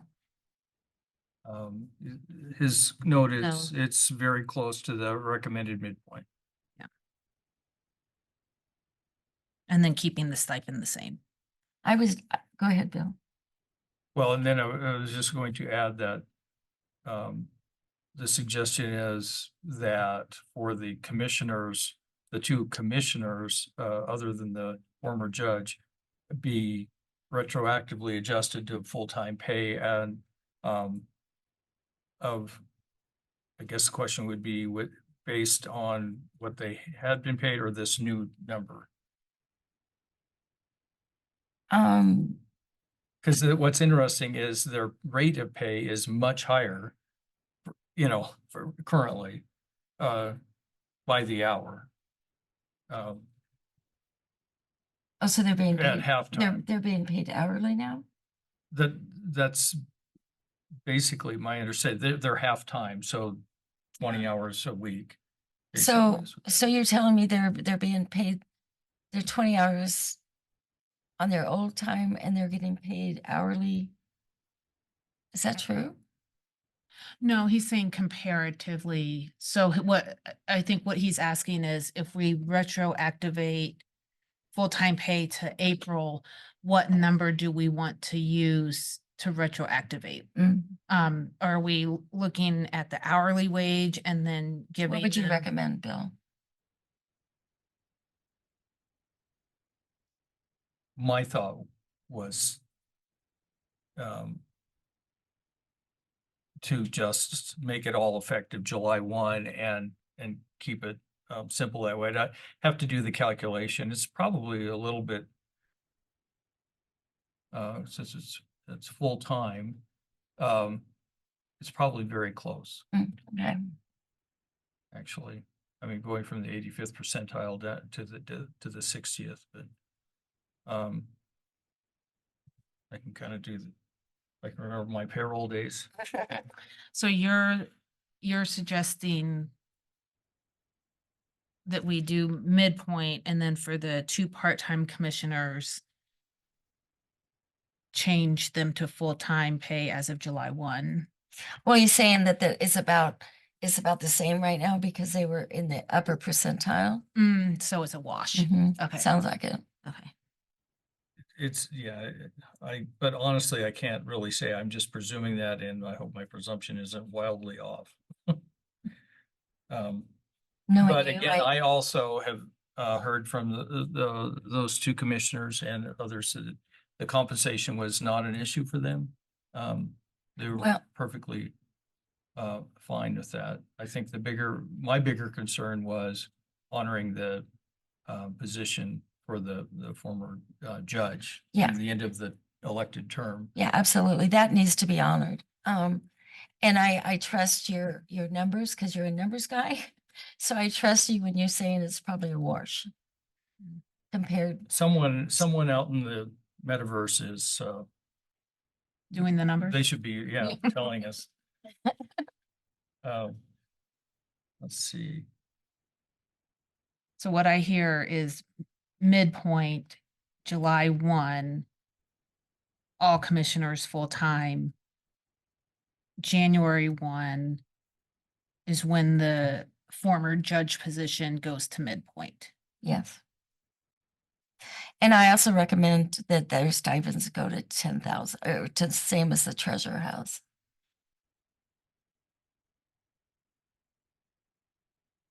Money? It's up to you. You never closed it. Right. I asked the question. Your treasurer, doesn't receive, and correct me if I'm wrong, does the treasurer receive any other compensation other than the stipend? No. I thought it was 10.5. That's his complete compensation Yeah. across the board. So really, that's his pay, not a stipend. It's just put into a stipend. And then what is the purpose of the stipend? And I understand with the sheriff or somebody like that, you're trying to compensate for some other certifications or things like that, but with the Board of Commissioners, what's the purpose? You're already bumping them up at a full-time rate. What's that? Well, no, purpose? we're not. We're really not bumping them up, Monty. They're getting a decrease in pay from what they were getting. So, I don't That's what I'm know. saying is why, what's the purpose of the stipend? Why not just make the salary what it is? I just recommend that we increase that a bit, but are you trying to figure out? If it's yeah, the what same? Yeah. I think that it's not, that they are making their higher rate hourly now Yeah, through the end of June, and then starting July 1. It seems to me it would just be clean. okay, that's fine. I am in favor of leaving the stipend the same. I feel like in the future for the compensation committee, it would be nice to have some data, right? So if there's a commissioner that's spending whatever amount of money a month on travel or that are related to commissioner things, then I think that should be brought forward to the compensation committee. I don't have anything to base what this $500 is going towards at this juncture. So that's hard for me to say, yes, give it more money. Well, we're not saying yes to more money. They're getting a decrease in pay. So, we're not saying yes to more money for the commissioners. Well, okay, I'm not saying yes to increase the stipend. Like, I don't know enough of what that money is used for. I don't have anything to quantify what that $500 a month is used for. Okay, Yeah, I think that's my argument with the stipend things overall was not knowing the logic behind those, not having that data. It's hard to decrease or increase. Because I think if the stipends were included in the total compensation, then they probably shouldn't be in addition to that, arguably. But again, we just don't know. right. Unless there were, extenuating circumstances and certifications or something. Okay, do you want to make a motion, Bill?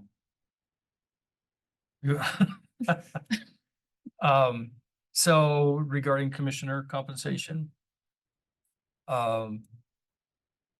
so we would, I believe, accept the recommendation of midpoint, which equates to a 60th percentile of 114,067, effective July 1 for the two commissioners accepting the former judge. And then this amount, the current compensation for Seth Crawford, for former judge, to remain the same through the end of his term, of this elected term to July 1, then compensation being equal to the other commissioners. Sorry, January 1. January 1. I second. Okay,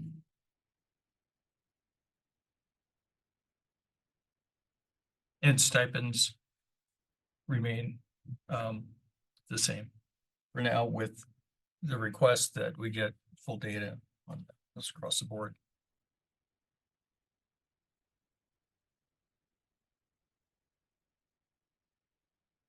Sorry, you probably need to re-second that. Oh, sorry, I resecond. Thank you.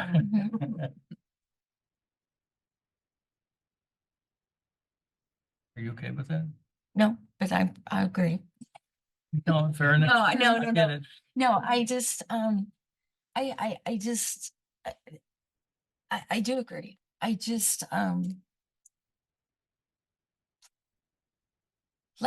elected officials who, I just, honor them. I really do. But I agree with these two. So in that case, there's been a motion, a second. Sounds like the discussion has run its course, so I might recommend that you call for a vote. I vote, yeah. You're calling for the vote? Yeah. Yes. Yes. Okay, 3-0. Good discussion. Did we hit all the groups? I don't think you have made a motion yet for the treasurer or the other elected officials. That's so long ago. I know. Yeah. Here. Okay. You have a note that you can restate? What I think I heard the discussion for the treasurer, and Bill, I think this was what you were discussing, is to use the Vance Jacobson compensation study to pay a stipend of the midpoint of grade 127 at 10% of that midpoint. That FTE.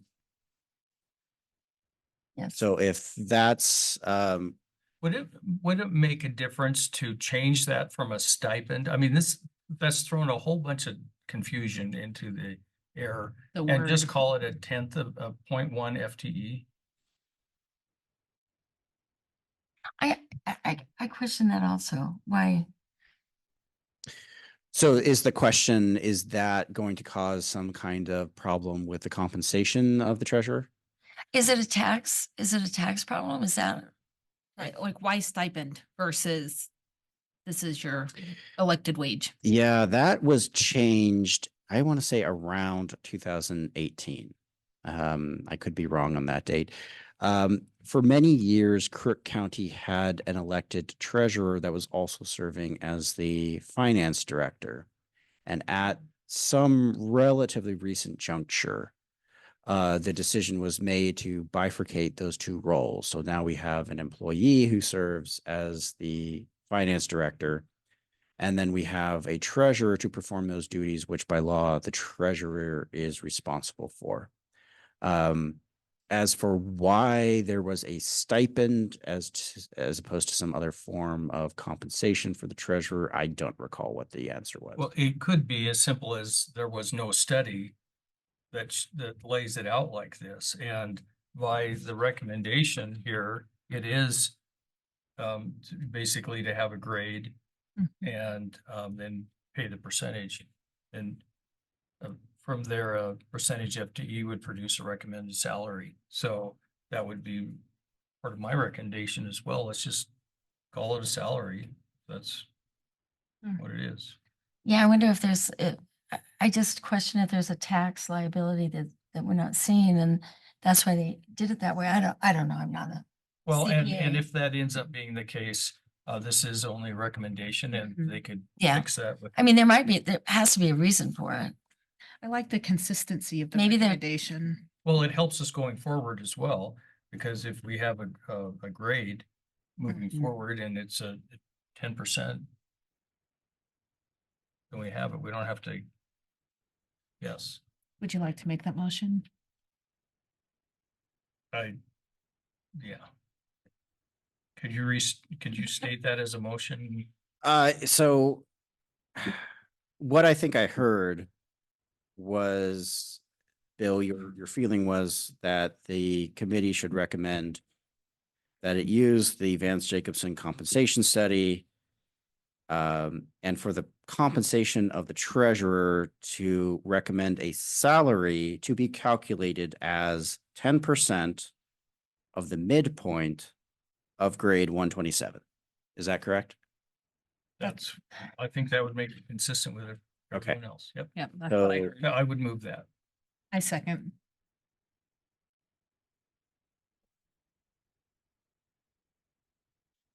So unless there's any further discussion, I think now all you have to do is vote.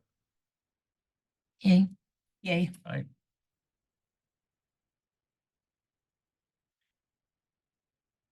Then I think the remaining elected officials would be the district attorney, the sheriff, the assessor, the county clerk, and the county surveyor.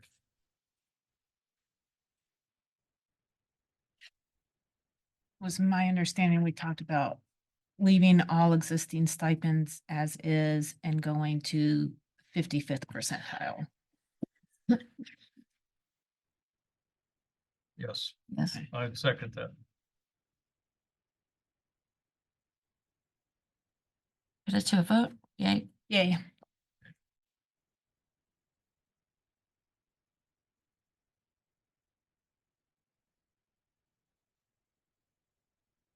Unless there are further discussions that the committee would like to engage in, I think the last question is how to approve the meeting minutes. So one option is to schedule a second meeting in which you would all reconvene, look over the draft minutes. If you have revisions you'd like to discuss, you could do it then. And then make a motion to approve the minutes. The second option, which some committees in the past have chosen to use, is that they have delegated authority to one committee member to read the draft minutes and then approve them on behalf of the committee. I elect Bill. I second. Hmm. Okay, Should we vote to that? Yeah, let's. a little discussion. Yeah, I don't have a problem doing that, but what I'd like to see happen is that those minutes get dispersed to the three of us and Yes, you yeah. at least Yeah. weigh in, just let me know that that's okay. Yeah, so the complication there is the discussion on the minutes, I think, would be a decision of the committee. Oh. And so if there is discussion about the minutes, that should be at a public meeting. So distributing the draft minutes to the committee members makes perfect sense. I would recommend either that there be a second meeting at which you vote to approve them, assuming there aren't any revisions, and you can discuss those at the meeting, or just delegate authority to one member. And then that one member would make the decision. I Based- delegate the authority to Bill Anderson. I second. You didn't get chair. I- Okay. We trust you, Bill. Responsibility, oh my goodness. He retired.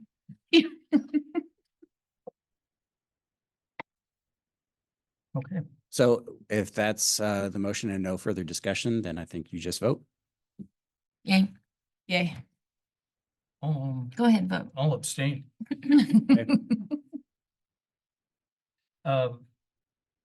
Good, did you have any idea the timing of that?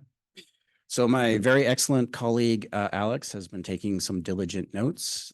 She will be working on those. I don't know if the draft minutes will be able to be distributed tomorrow. She's got a lot on her plate.